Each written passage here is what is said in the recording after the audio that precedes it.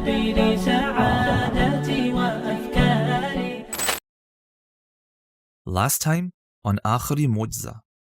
اور اگر مجھے اپنے رب کی نشانیاں دیکھنی ہے، اپنے رب کی عظمت دیکھنی ہے، تو اللہ تعالیٰ جس طرح کہتے ہیں نا، پہاڑ کو دیکھو، دریا کو دیکھو، اونٹ کو دیکھو. اب رب العالمین کہا تو کس چیز کو دیکھو؟ مختلف سوسائٹیز کو دیکھو، تاریخ کو دیکھو، دنیا کیسی تھی، کیسی کیسی سوسائٹیز اللہ نے بنائی، کیسے کیسے علوم میں، کیسے فنون میں انہوں نے مہارت حاصل کی، کس قوم کو کس چیز میں مہارت دی، کیا کیا کارنامے انہوں نے کیے. ان تمام کا ذمہ کس نے لیے ہوئے تھا؟ اللہ تعالیٰ نے، رب العالمین. اور اس ایک تعبیر کے اندر اللہ نے پوری دنیا کھول دی میرے سامنے.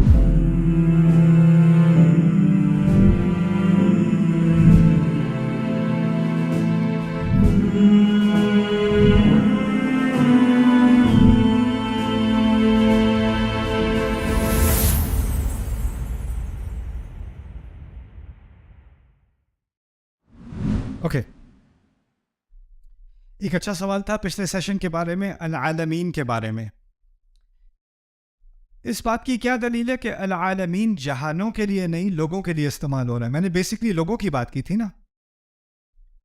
قرآن نے کہا ایک اور مقام پر، تبارک الذی نزل الفرقان علی عبدہ لیکون للعالمین نذیرا. اللہ تعالیٰ نے، کتنا مبارک ہے وہ جس نے قرآن کو نازل کیا، فرقان کو نازل کیا اپنے بندے پر، تاکہ وہ تمام عالمین کے لیے خبردار کرنے والا بنے. اگر آپ کہیں عالمین کا مطلب ہے آسمان، زمین، پہاڑ، ستارے، پہاڑوں کو خبرداری کی ضرورت ہے، آسمان کو خبردار کرنے کی ضرورت ہے. خبرداری کی، انذار کی ضرورت کسے ہوتی ہے؟ لوگوں کو ہوتی ہے نا.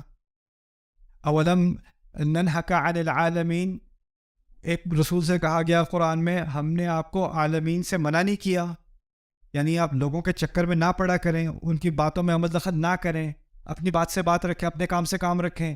وہاں بھی العالمین کا ذکر کیا. قرآن میں بار بار العالمین لغت کے اعتبار سے اور قرآن کے اعتبار سے عالمین لوگوں کے لیے استعمال ہوتا ہے. اور اس کی اہمیت فاتحہ میں کیا ہے؟ فاتحہ کی میں بات ہو ہی نہیں رہی آسمان زمین کی اور اللہ تعالیٰ کی مخلوق کی. اصل میں فاتحہ کا بنیادی مقصد کیا ہے؟ ایک رشتے کو قائم کرنا ہے رب اور عبد کے درمیان. جو اگر آپ کہیں نا لب لباب کیا ہے فاتحہ کا، وہ یہ ہے رب اور عبد کا رشتہ. تو اس کا ہر لفظ واپس یا رب کی طرف جائے گا یا عبد کی طرف جائے گا.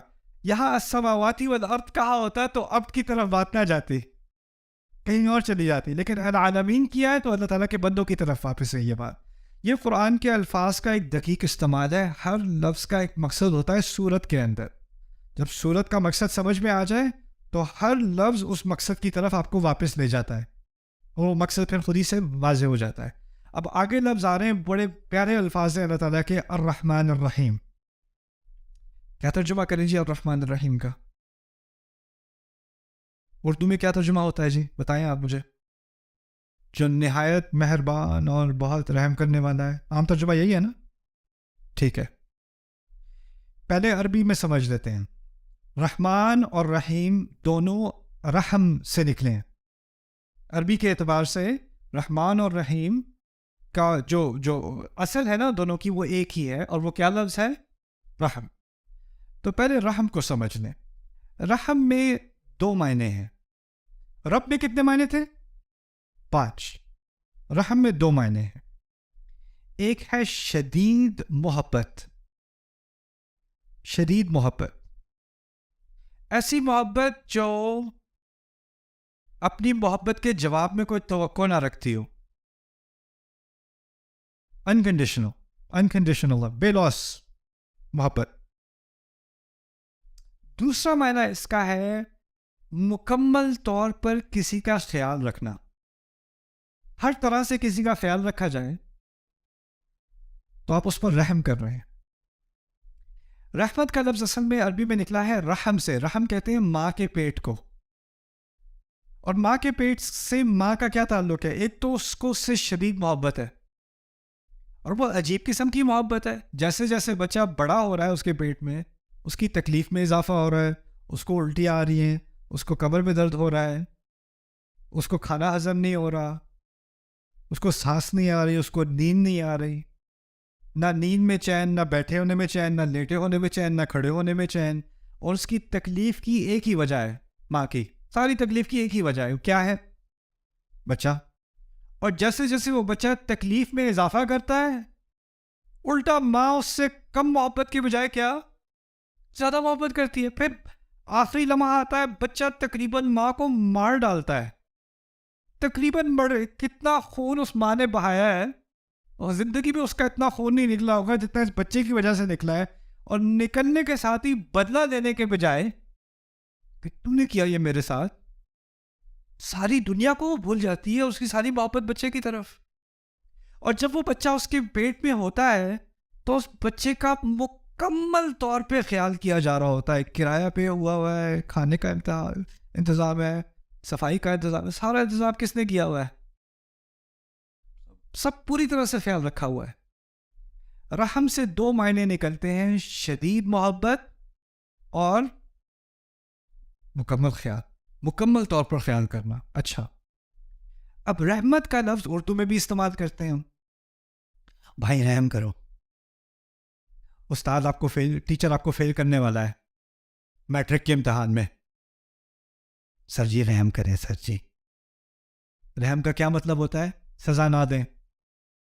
ہم کیسے استعمال کرتے ہیں؟ سزا نہ دیں. سر رحم کریں، میرے چھوٹے چھوٹے بچے ہیں، ایک اور موقع دیتے ہیں. کیا مطلب ہے؟ سزا نہ دیں. پولیس والے نے روک دیا، بھائی رحم کریں پلیز یار، دیر ہو رہی ہے جاب کو، آئندہ نہیں کروں گا. رحم ہم کس طرح استعمال کرتے ہیں؟ سزا نہ دو. عربی میں رحم کیسے استعمال ہو رہا ہے؟ دو چیزوں کے لیے. کیا بتایا تھا میں نے؟ شدید محبت. میں یہ بات آپ کے سامنے اس لیے رکھ رہا ہوں کہ عربی زبان کے الفاظ ہم اردو میں استعمال کرتے ہیں، لیکن جب ہم ان کو اردو میں استعمال کرتے ہیں تو اس کے نئے معنی نکل آتے ہیں. لیکن ہمیں بہت ہی غلط قسم کا ایک اعتماد آتا ہے، نہیں قرآن کے بہت سارے الفاظ مجھے سمجھ میں آتے ہیں، قرآن میں ہے الرحمن الرحیم، رحم کرنے والا. رحم کی اردو، جس کی اردو زبان ہے اس کو کیسے سمجھ نہیں آئے گا؟ جی یہ رحم کا لفظ تو ہے لیکن یہ اردو نہیں ہے، یہ عربی والا رحم ہے، یہ اردو والا رحم نہیں ہے. اور ان میں فرق ہے کہ نہیں؟ وہ بہت بڑا فرق ہے. اگر میں اللہ کو رحم کرنے والا سمجھوں، میں سمجھوں بس وہ جو عذاب دینے والا تھا لیکن دیتے دیتے رک گیا تو اس نے رحم کر دیا. لیکن ماں کے رحم سے عذاب کا تو کوئی تعلق ہے ہی نہیں، بلکہ اس کا برا ترجمہ انگلش میں بھی بہت عام ہے، مرسی. مرسی بھی انگلش میں استعمال کرتے ہیں. The military showed no mercy. The judge showed no mercy. یعنی فوج نے کوئی رحم نہیں کیا، بے رحمی سے مارا. جج نے بے رحمی سے فیصلہ کیا، یعنی اس نے کوئی لحاظ نہیں کیا. لیکن اس کے معنی منفی ہونے کے بجائے اصل میں مثبت ہے. اس کا تعلق محبت اور مکمل خیال سے ہے. پہلی بات. اچھا، اب کتنے لفظ استعمال ہوئے رحمت والے اس صورت میں؟ دو، الرحمن اور الرحیم. اب ان دونوں کا ہمیں سمجھنا پڑے گا دو لفظ کیوں استعمال ہو رہے ہیں. اگر بات ایک ہی ہے تو دو دفعہ کیوں؟ تو ان دونوں کو الگ الگ سمجھتے ہیں. پہلی بات کریں گے الرحمن کے بارے میں.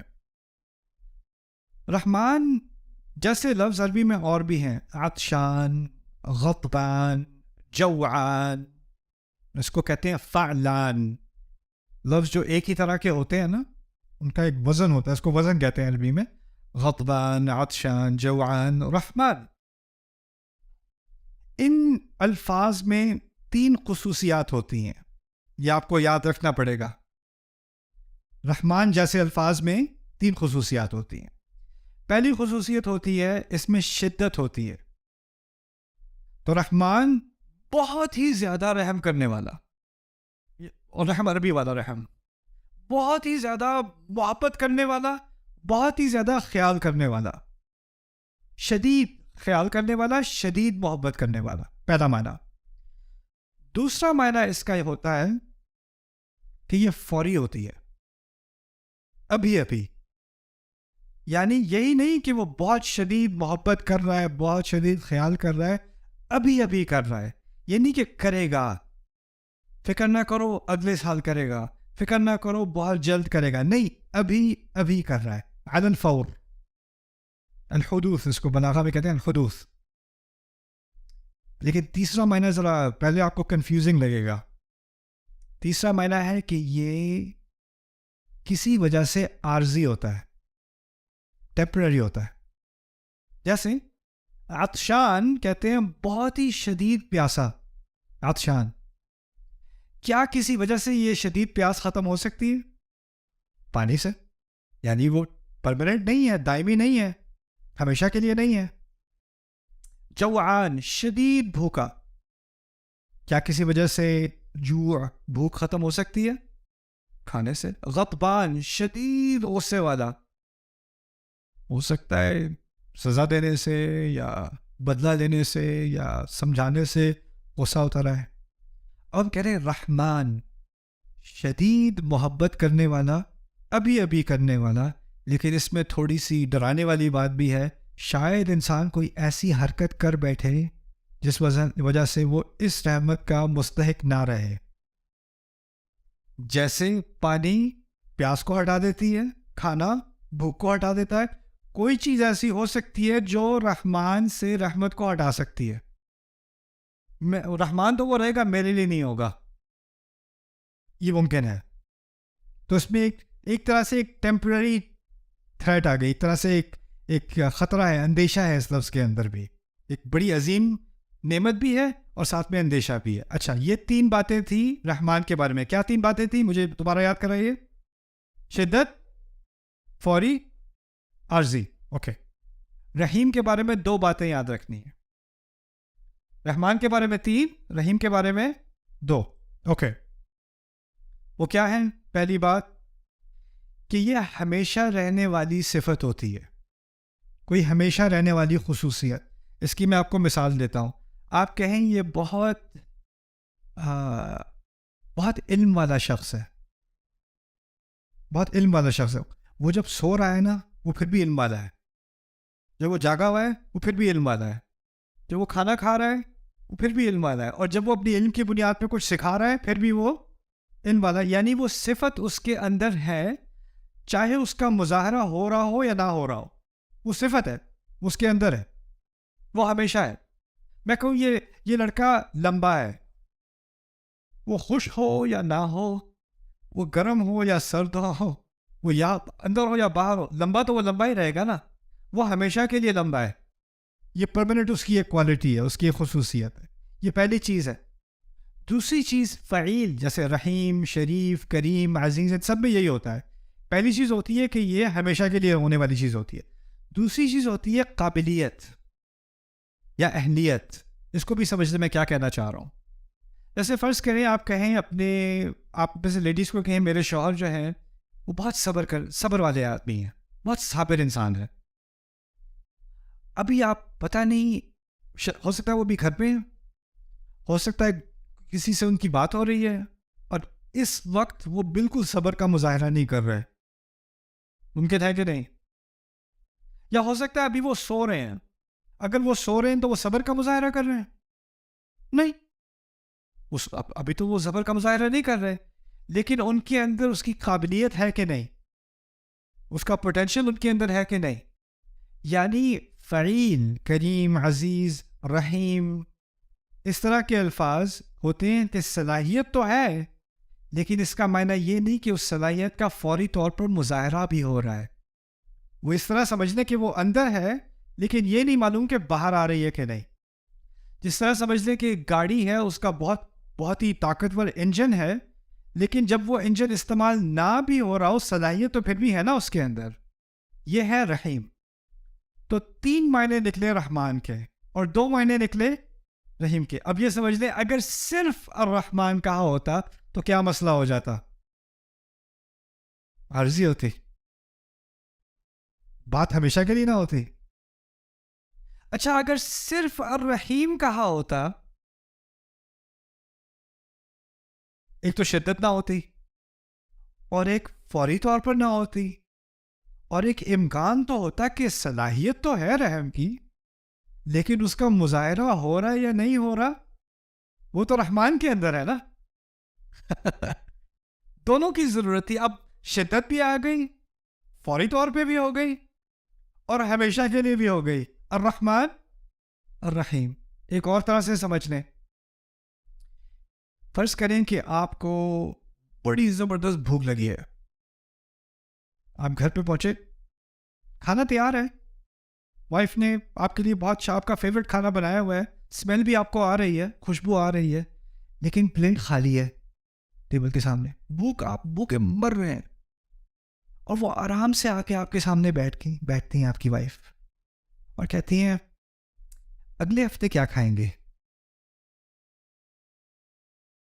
اگر وہ ایسا ظالمانہ سوال پوچھتی ہیں, اس وقت آپ کے ذہن میں اگلا منٹ سمجھ نہیں آ رہا اگلے ہفتے کی کیا بات کر رہی ہو بیگم, ابھی مجھے بس کھانا کھانا ہے. جب انسان کو بھوک لگی ہوتی ہے نا, تو اس کو کب کی فکر ہوتی ہے, بات کی کہ ابھی کی؟ ابھی کی فکر. آپ کی جاب ہے, یہاں پر منتھلی پے چیک ہوتا ہے یا بائی ویکلی ہوتا ہے, کیا ہوتا ہے؟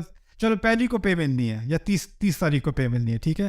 فرض کریں آپ کا باس جو ہے اس نے آپ کو چیک دینا ہے, 5 بجے آپ کو آفس سے جانا ہے, 4:50 ہو گئے ہیں, وہ ٹریفک میں پھنسا ہوا ہے, فون اٹھا نہیں رہا, اور آپ کو جانا ہے, آپ کو چیک ڈپازٹ کرنا ہے, کرایہ دینا ہے, یہ کرنا ہے, اور آپ کو لوگ تسلی دے رہے ہیں نہیں آپ فکر نہ کریں, باس صاحب بہت ریلائبل ہیں, ہمیشہ ٹائم پر آتے ہیں, آپ فکر ہی نہ کریں, آپ بے فکر ہو جائیں, وہ ہمیشہ ایسے ہوتے ہیں, وہ کبھی بھی لیٹ نہیں ہوتے.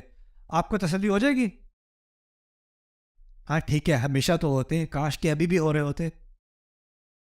جب مصیبت ہوتی ہے نا, جب مصیبت ہوتی ہے تو آپ کو ہمیشہ والی چیز کی سے تسلی نہیں ہوتی, آپ کو فوری طور پر تسلی چاہیے ہوتی ہے.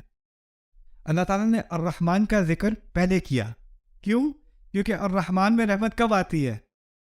فوری طور پہ, ابھی آ رہی ہے. اچھا وہ مثال دی تھی آپ کو کھانے والی, بھوکے بیٹھے تھے, اب آپ نے کھا لیجیے بریانی, پیٹ بھر گیا, پھر آپ کہو گے ہاں بیگم وہ اگلے ہفتے کے بارے میں کیا بات کر رہی تھی آپ, اب کیسے دماغ کھل گیا؟ کیونکہ انسان کی نیچر میں کیا ہے, جب ابھی والا مسئلہ حل ہو جائے تو دماغ کہاں جاتا ہے؟ آگے کے بارے میں.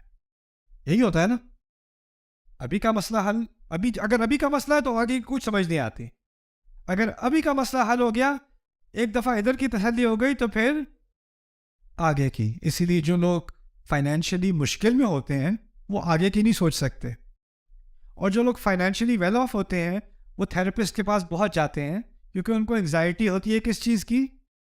فیوچر کی, بچوں کا کیا ہوگا, بزنس کا کیا ہوگا, اس کا کیا ہوگا. ابھی کی تو کوئی فکر ہے نہیں, کھانا ہے, چھت ہے, سب کچھ ہے, تو اب یہاں کا تو مسئلہ حل ہو گیا, اب آگے کی سوچو. اللہ تعالیٰ نے کیا کیا؟ ابھی کا مسئلہ حل کرنے کے لیے الرحمن دے دیا, ہمیشہ کا مسئلہ حل کرنے کے لیے کیا دے دیا؟ کیا بات ہے, الرحمن الرحیم. اس کی ترتیب بھی کیا عجیب ترتیب ہے, اس کو اب ادھر سے ادھر کرو, بات وہ نہیں رہے گی, وہ اپنی جگہ اس کا ایک ایک مقام ہے. اور پھر ابن عباس رضی اللہ تعالیٰ عنہما کی عجیب تفسیر ہے اس کا, ان دو الفاظ کی. کہتے ہیں الرحمن دنیا کے لیے اور رحیم آخرت کے لیے. کہتے ہیں الرحمن دنیا میں ہر ایک کے لیے, اور الرحیم صرف اہل ایمان کے لیے آخرت میں. یہ بات بھی اب سمجھ میں آ گئی. کیوں؟ الرحمن میں کیا تھا, ہمیشہ کے لیے کہ عارضی؟ دنیا بھی تو عارضی ہے نا, اور اس عارضی دنیا میں اللہ صرف کیا مسلمان کو رزق دیتا ہے؟ سب کو دیتا ہے. صرف کچھ لوگوں پہ رحم کرتا ہے؟ سب پہ کرتا ہے. لیکن آخرت میں جو ہمیشہ کی رحمت ہے وہ کس کے لیے ہے؟ اہل ایمان کے لیے. اور آخرت کا لفظ ایسا ہونا چاہیے جس میں ہمیشگی ہو, اور وہ کیا لفظ ہے؟ الرحیم. عجیب. آپ نوٹس کریں گے قرآن میں جنت سے متعلق رحیم بھی آتا ہے, قیامت کے دن سے متعلق الرحمن بھی آتا ہے. کیوں؟ قیامت کا دن ہمیشہ کے لیے نہیں ہے, لیکن قیامت کے دن ایک خاص شدت والی رحمت کی ضرورت ہے. نہیں, لا يتكلمون الا من اذن له الرحمن. الرحمن. تو جب اللہ تعالیٰ کی بہت شدید محبت ہوتی ہے نا, تو اس وقت آپ کو الرحمن کا لفظ ملے گا.